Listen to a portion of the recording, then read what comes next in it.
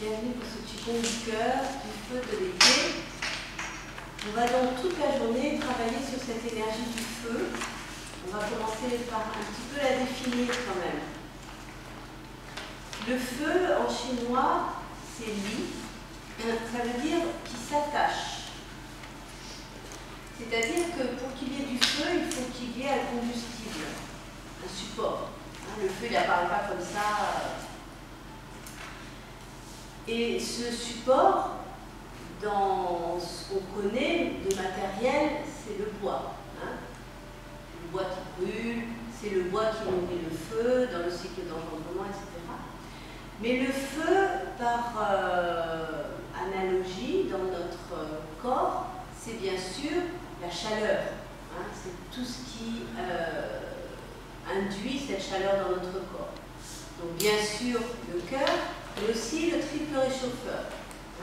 On va travailler, habituellement tous les Qigong que l'on fait sont associés à un couple de méridiens. On a le poumon, gros intestin, foie, vésicule biliaire, rate, pancréas, estomac. Là on va travailler sur 4 méridiens. Donc cœur, intestin, grêle, mais aussi maître du cœur et triple réchauffeur. Donc la chaleur dans notre corps, mais aussi ce feu qui symbolise bien entendu le yang à son apogée, dans les 4 éléments. Le feu est l'élément le plus yang de tous les éléments. Symbolise également la lumière, la clarté. Et dans la mesure où ce cœur physique est le support, le siège du Shen, ce qu'on appelle en chinois le Shen, ça correspond à la conscience. Le mental, l'intellect. Pour eux, l'intellect, le mental, n'est pas situé dans le cerveau. Le cerveau, c'est juste un ordinateur qui permet des connexions multiples. Pour eux, le siège de l'intelligence, c'est le cœur. Mais l'intelligence, dans sa compréhension la plus large, il y a l'intelligence du mental, mais il y a aussi la conscience. Et cette clarté, cette luminosité de la lumière de l'été à son maximum, dans la pensée chinoise, elle est associée au cœur. La clarté mentale, l'éveil spirituel, la conscience, l'éveil de la conscience, ou le réveil de la conscience, toutes ces spécificités-là de l'élément feu sont associées au cœur. Et pas au cerveau. Donc, on va travailler aussi sur cette nourriture de la conscience, qui est la clarté mentale, qui est la gestion des émotions, parce que le cœur, bien entendu, est aussi le réceptacle de toutes les émotions. On a vu que le foie gérait la colère, la rate, l'anxiété, les reins, les peurs, le poumon, la tristesse, mais en réalité, toutes ces émotions sont gérées et sont contrôlés quelque part par ce cœur qui est appelé aussi l'empereur. C'est lui qui chapeaute tout le système. Je vous avais fait une fois un schéma avec le cœur en haut, les reins, le foie, les poumons autour du cœur. Le cœur est considéré comme l'empereur. Si on compare le corps humain et tous ces systèmes à une société, le cœur c'est l'empereur. Les poumons, on l'avait vu, c'était, vous vous en rappelez? Le Premier ministre. L'empereur donne des ordres, le Premier ministre, comment dire, dispatche ces ordres. Comment? Organise, c'est ça. Parce qu'avec le souffle, c'est le souffle qui va envoyer l'énergie dans tout le corps. Et le foie, rappelez-vous, vous vous rappelez ce que c'était? Le général des armées, qui lui envoie les troupes, il envoie le sang là où le corps en a besoin. La rate, l'estomac et le pancréas, c'était le cœur. Et pour chapeauter tout ça, il y a l'empereur. Les reins, ils sont un petit peu à part, on les appelle les gardiens du Jing. Les gardiens du Jing, donc de l'essence originelle, avec toute cette mémoire. En fait, les reins, on pourrait dire que c'est la bibliothèque, c'est le... Comment? Oui, c'est le... Il y aurait un terme, c'est les archives. Oui. Le conservateur, voilà. Hein, c'est les musées, voilà. Tout ce qui est un petit peu vieillot, mais qui a son importance. Hein, c'est toute la tradition. Voilà. Et alors, comment ça s'appelle? Le maître du chœur, qui est le péricarde. Est-ce que vous avez une petite idée de sa fonction? Il protège le cœur, absolument. Et donc, dans notre système-là d'une société, bon, c'est pas le vigile, ni le, comment on appelle ça, les hommes de main, non, c'est l'ambassadeur. Hein, c'est l'ambassadeur qui, quelque part, au niveau émotionnel, est très important, le péricarde. Aujourd'hui, on voit émerger des techniques comme la libération du péricarde, hein, de cet espagnol, là, je ne sais pas comment il s'appelle. Montserrat. La libération du péricarde, voilà, c'est une technique qui permet justement de libérer les tensions et les informations contenues dans ce péricarde qui protège le cœur, mais qui est aussi celui qui va pouvoir émettre l'information qui aura été mémorisée informationnellement par le cœur. Hein, parce que le cœur, c'est un organe physique, bien sûr, mais là, on parle aussi de toutes ces fonctions subtiles qui sont répertoriées par la médecine chinoise comme étant des entités viscérales. Ils les appellent les entités viscérales. Hein, le foie, je vous ai parlé des rounes dans le foie, des peaux dans le poumon, de ceux dans les reins, je vous en ai parlé ou pas? Pour eux, chaque organe est le support d'un esprit. D'ailleurs, en français, quand quelqu'un a un malaise, on dit il a retrouvé ses esprits. On ne dit pas il a retrouvé son esprit. On dit il a retrouvé ses esprits. Parce que dans la mémoire populaire occidentale, on savait qu'on était un assemblage d'esprits au pluriel. On n'est pas un esprit. L'esprit avec un grand E, à la limite, c'est l'esprit qu'on peut qualifier de divin, céleste, l'Esprit Saint, hein, comme dans la religion catholique, on dit qu'il a été habité par l'Esprit Saint ou je ne sais quoi. Mais pour les Chinois, c'est une évidence que chaque organe est le siège d'un esprit, ou de plusieurs esprits. Le foie, ce sont les runes qui vont et viennent pendant la nuit, ou quand on est en méditation, et qui vont vers le ciel chercher l'information et qui ramènent l'information vers la terre. C'est ce qui fait que la nuit, quand on a des rêves, on peut recevoir comme ça de l'information. Les peaux, ce sont des esprits qui nous maintiennent enracinés en terre avec nos instincts les plus primitifs, ce qui équilibre avec l'aspect aérien des poumons, d'accord? Et qui équilibre avec l'aspect volatile des runes. Les runes sont très volatiles, c'est un petit peu comme des petits esprits qui vont et viennent comme ça entre le ciel et la terre, alors que les peaux équilibrent pour nous ancrer en terre avec nos instincts primitifs. Et les runes, en fait, ils se libèrent quand on boit de l'alcool, ce qui affecte le foie, bien entendu, hein, parce que l'alcool va rendre éthériser, rendre volubile et volatile ces runes, qui du coup va libérer les runes. C'est pour ça que quelqu'un qui est alcoolique peut des fois avoir des hallucinations et puis être comme ça habité par des esprits pas forcément sains, hein, plutôt par des esprits malsains qui vont profiter pour s'infiltrer dans ce cortège de runes. La rate, c'est le yi, hein, on en a parlé de l'intention.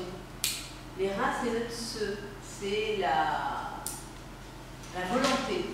Et pour le cœur, c'est donc le chêne. C'est l'esprit, la conscience la plus élevée, la plus éclairée, la plus illuminée qui soit dans notre, qu'il soit possible d'éveiller dans notre corps physique. Après, une fois qu'on est en dehors du physique, en dehors de la matière, on peut supposer que tout est lumière, hein, puisque tout est énergie. Et que l'énergie, dans sa forme la plus subtile, c'est de la lumière. Tout ça pour vous dire quoi? Tout ça pour vous dire qu'on va travailler bien sûr sur le système physique la circulation sanguine, la pompe cardiaque, l'interaction entre le cœur, l'intestin grêle, le cœur, le triple réchauffeur, le maître du cœur. L'enchaînement physique va nous permettre de travailler ces systèmes physiques, mais on va aussi aller chercher à apercevoir, à appréhender cette clarté mentale que nous permet le travail sur le cœur. Cette intelligence du cœur dont parlent les Chinois. Ça va? C'est clair? Bon. La couleur du cœur, bien sûr, et du feu, c'est le rouge. Vous l'avez pressenti, vous êtes quasiment tous dans le ton. Donc l'élément feu, alors évidemment la saison c'est l'été. Hein, la saison c'est l'été, lorsque la clarté, la lumière est aussi à son apogée, lorsqu'il faut se lever tôt le matin pour profiter au maximum de cette lumière, et lorsqu'il faut évidemment dans notre vie être le plus actif possible, le plus mobile possible. Vous avez vu qu'avec le printemps, on a travaillé la mobilité, hein, on remet en route le corps, les tendons et les muscles. Hein. Là, avec le cœur, on va travailler vraiment, on va être sollicité pour être dans l'action, dans le maximum de notre action. C'est pas pour rien que toutes les moissons se font en été et qu'autrefois, les paysans travaillaient 15 heures dans la journée. Ils se levaient à 5 heures du matin, ils étaient au champ de 6 heures à 8 heures jusqu'à ce qu'ils soient épuisés, d'ailleurs, il faut bien le dire. Alors que nous, dans nos sociétés, qu'est-ce qui se passe? Eh bien, c'est la période des vacances. Où il fait beau, on a envie de profiter du soleil, de sortir des bureaux, et c'est là qu'on prend des vacances et qu'on, comment dire, on est habitué depuis les congés payés, hein, c'est 36 je crois, je sais pas, c'est 36. Depuis qu'on a institué les congés payés en été, on est habitué aux farniennes.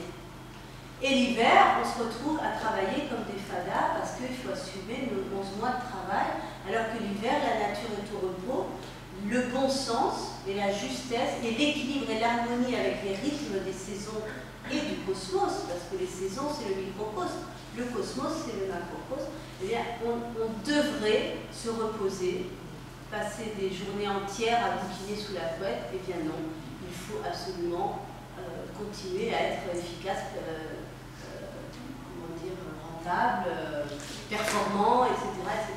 Et c'est pour ça qu'en hiver, on commence à sentir de la fatigue, à accumuler de la lassitude, voire de la dépression, et que d'année en année, ça devient chronique. Et qu'au printemps, on a... Comment? Quand il fait très chaud, c'est plus difficile de travailler. Oui, mais c'est là que... Regarde la nature. C'est l'abondance, c'est l'exubérance, c'est la profusion. Elle travaille, la nature. Là, elle ne prend pas de repos, la nature, en été. Et nous, on a cette capacité-là. Bien sûr, quand il fait trop chaud, ben, on travaille à l'ombre, ou on travaille autrement, on prend des petits moments de...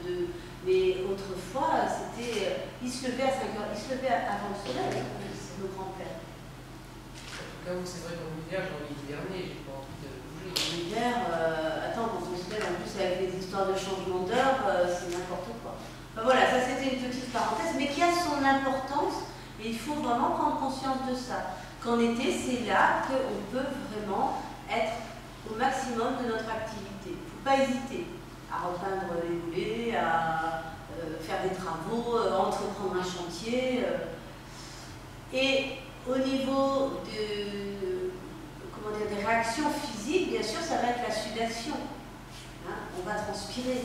On va éliminer aussi toutes les toxines accumulées pendant l'hiver. Mais cette transpiration, attention, si on va dans l'excès, on perd de l'énergie. L'excès de transpiration, c'est une perte d'énergie, parce qu'on perd nos liquides. Hein, et les liquides, quelque part, même s'ils sont en excès, ils sont vitaux. Hein. Donc il faut trouver l'équilibre entre trop et pas assez. Hein, quelqu'un qui va passer tout l'été à l'ombre pour surtout pas transpirer. Au contraire, on a besoin des photons solaires. C'est notre batterie énergétique, le soleil. Mais pas en restant écoulé pendant des heures avec de la crème solaire qui est complètement chimique. Il y a des gens qui se brûlent la peau avec le soleil. Avec la diminution de la couche d'ozone, ça devient vraiment un une menace, hein, les rayons solaires, les UV. Néanmoins, cette énergie-là, ces photons solaires, l'information contenue dans cette énergie-là, on en a besoin. Donc, trouver l'équilibre. D'accord? Maintenant, au niveau de l'énergie, elle est évidemment ascendante. Hein, le feu, il monte, il ne peut pas descendre. Alors que l'eau, elle ne peut que descendre, sauf des geysers parce qu'elle est associée justement au feu. L'eau, elle descend toujours. Le feu, il monte toujours. Alors, qu'est-ce qu'il faut faire dans notre corps? Eh bien, il faut équilibrer ce feu et cette eau, le feu du cœur et l'eau des reins, hein, pour que l'eau puisse monter, être vaporisée jusqu'au cœur, et que le feu du cœur ne monte pas trop, parce que s'il monte trop, conséquence, Surchauffe. Dans une maison, quand il y a une surchauffe, dans un système électrique, court-circuit, ça disjoncte, etc. Donc la manifestation d'un excès d'iode dans notre corps, c'est quoi? Des tensions là, des maux de tête, de l'irritabilité, de l'insomnie, et au bout du compte, le burn-out.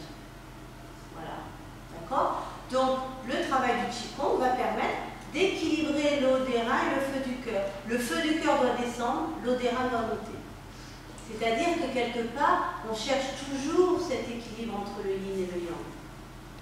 Un excès de feu dans une nature, une personnalité, ça donne quelqu'un qui parle tout le temps, qui rit à brûle pour point, qui ponctue ses conversations de petits rires, on ne sait même pas pourquoi, et qui est dans une espèce de logorée, d'exubérance qui nous fatigue. Des gens qui nous fatiguent, c'est des excès de feu.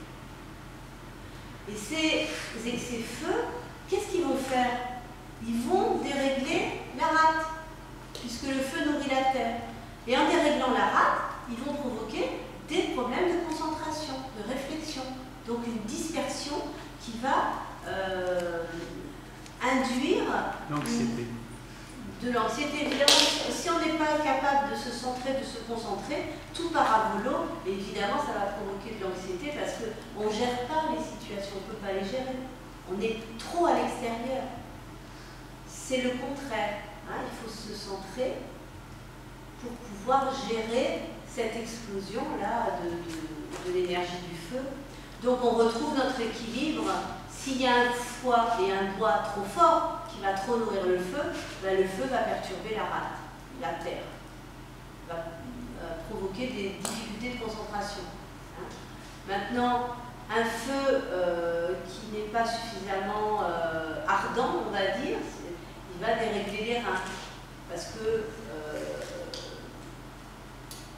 les reins ont besoin d'être réchauffés par le feu du cœur pour que l'eau puisse être vaporisée vers le haut. Et quelqu'un qui va manquer de feu, va manquer de joie et sera dans une espèce d'apathie, hein, un excès d'eau, un excès de yin, c'est la fatigue, c'est la passivité, c'est les œdèmes, c'est la rétention d'eau, c'est toutes ces pathologies-là qui manifestent justement un manque d'équilibre entre le feu du cœur et l'œdème.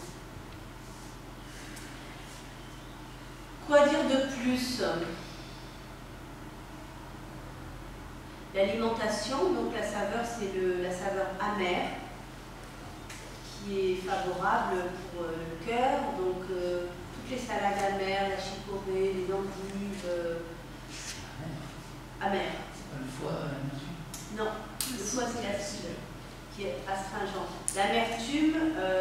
Non, je dis ça parce qu'on a l'habitude de dire que les aliments amers sont bons pour le foie. Oui. Mais pas en Chine, on dit ça en France. Voilà. C'est pas vrai.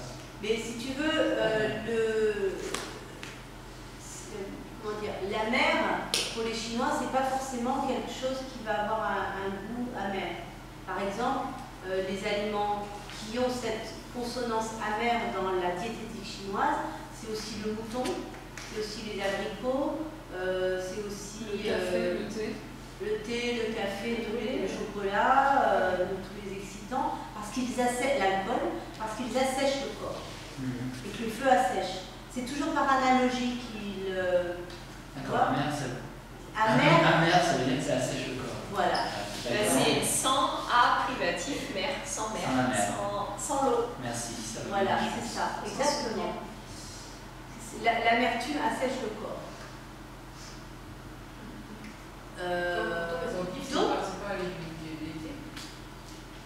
Non, mais l'été en Chine, c'est pas la même que ici. C'est ça aussi qu'il faut voir. Donc à nous de composer après, par exemple, les Chinois ne recommandent pas du tout la cuisson au barbecue. Alors qu'ici, l'été, ça foisonne partout. Donc voilà, les Chinois, pour eux, la diététique, c'est quelque chose qui fait partie de la médecine, qui est très précis, qui est très complexe aussi, parce qu'il y a toutes ces interactions entre les goûts, les couleurs et j'en passe. Pour nous, ce serait impossible d'appliquer à la lettre la diététique chinoise. Maintenant, c'est intéressant d'en connaître les grands principes. Hein? Il y a le brûlé aussi, c'est pas une saveur. Le brûlé. Au feu. Oui, alors c'est déconseillé. C'est complètement déconseillé. Ça va pas nourrir, c'est pas apporter du feu justement. Quand je pense au barbecue. Eh ben non, mais justement, le barbecue, c'est le feu en excès qui va assécher les aliments et qui, en contrepartie, asséchera notre corps. Le feu, si tu veux, il faut le réguler, c'est pour ça que je parle de l'eau des reins. Oui, mais c'est plutôt tendance feu alors. Oui, c'est tendance feu à l'excès. C'est tendance feu à l'excès. Voilà. Voilà. Oui, en été, il ne faut pas le stimuler. Il ne faut pas le stimuler parce qu'il est déjà là. Au contraire, il faut le réguler. Quitte à stimuler le foie et la rate. Et quand tu parles des saveurs amères qui sont tout ce qui assèche le corps, ça va justement contribuer à maintenir le feu vaillant, puisque ça assèche. C'est ce que je disais, il ne faut pas en abuser. Ce sera bon pour quelqu'un qui manque de feu, qui est fatigué, qui a de la rétention d'eau, qui a du mal à stimuler, qui est fatigué en été. C'est pas normal de fatiguer en été. Tu vois, c'est parce qu'il y aura trop d'eau. Dans ce cas-là, il faut utiliser ces aliments feu qui vont stimuler les gens qui manquent de feu. Mais les gens qui ont déjà beaucoup de feu, il faut les proscrire. Plutôt tendance eau, saveur, voilà. salée. Exactement. Voilà.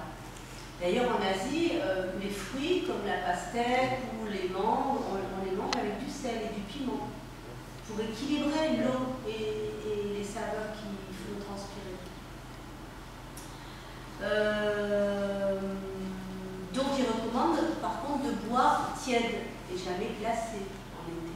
Ça, c'est aussi une erreur qu'on fait de mettre l'eau au frigo, d'avoir la sensation de se rafraîchir en buvant glacé. Non, il faut boire tiède. Et pourquoi? Parce que la température. Par rapport à la température ambiante et la température du corps aussi. Ouais, ça stoppe la digestion. Tu mets du yin justement dans le froid. J'aurais tendance à penser que ça équilibre. Non, mais il ne faut jamais boire glacé, même pas l'hiver. L'hiver, il faut boire chaud. Et l'été, il faut boire tiède. La température du corps, c'est l'idéal. À la température du corps. Voilà. Parce que sinon, ça fait un choc. Ils sont toujours dans choc cette thermique. recherche de.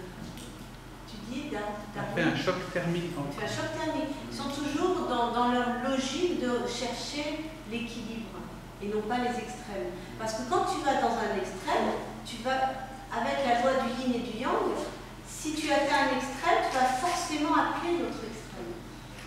L'excès de yang, ça se transforme en yin. Ça alterne. Voilà. Donc, chercher l'équilibre. Bien. Je pense que j'ai dit à peu près tout ce que... Donc, une dernière précision, c'est par rapport au méridien. Où est-ce qu'il se situe? Donc, vous avez votre petit fascicule. Méridien du cœur et du maître du cœur, donc partent tous les deux de la poitrine. Hein, ce sont des méridiens yin. Ah, si je vais vous poser une question. Le cœur, c'est l'organe le plus yang des yin. D'accord? Tous les organes yin, poumons, cœur, foie, rate, les reins. Organes pleins. Ce sont les organes pleins. Le cœur, de par sa fonction et sa position, c'est l'organe le plus yang des yin. D'après vous, quel serait l'organe le plus yin des yang?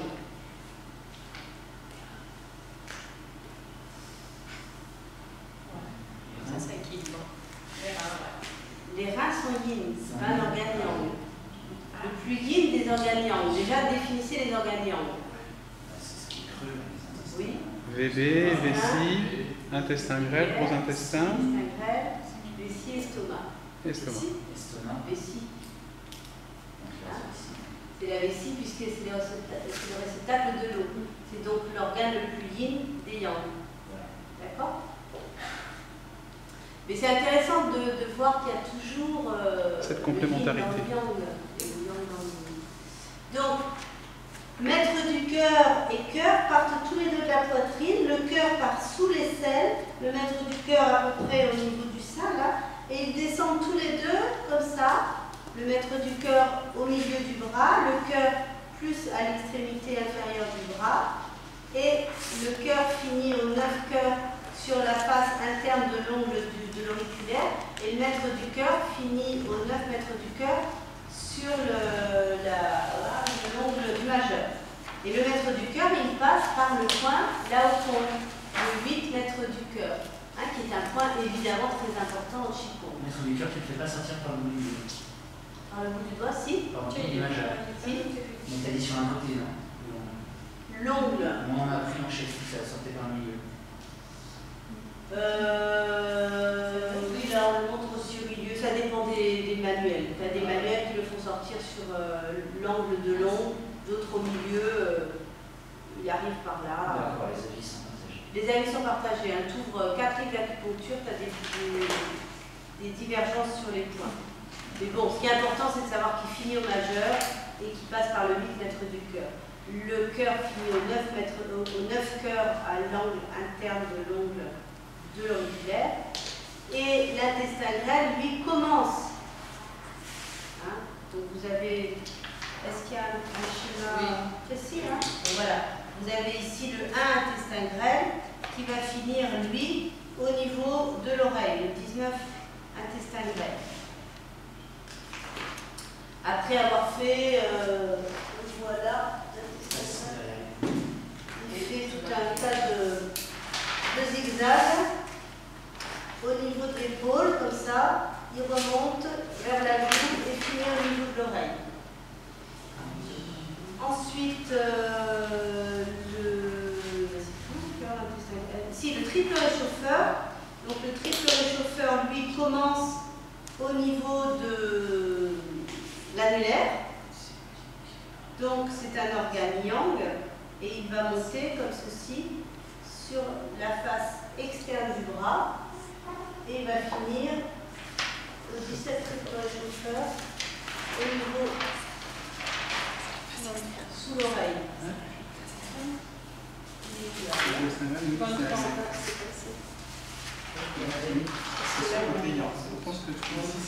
Au 23 triple réchauffeur et au-dessus du sourcil. Il passe au 17 triple réchauffeur, un point qu'on stimule souvent et qu'on va stimuler, et il finit là au 23 triple réchauffeur au-dessus du sourcil. Voilà, donc on va, comme vous pouvez le voir, ils passent tous par les bras. Hein. On en a 2 sur la face interne, 2 sur la face externe. Et donc ils passent au niveau du poignet, et il y a beaucoup de points très importants au niveau du poignet, qui sont des points qui touchent directement les organes, cœur et maître du cœur.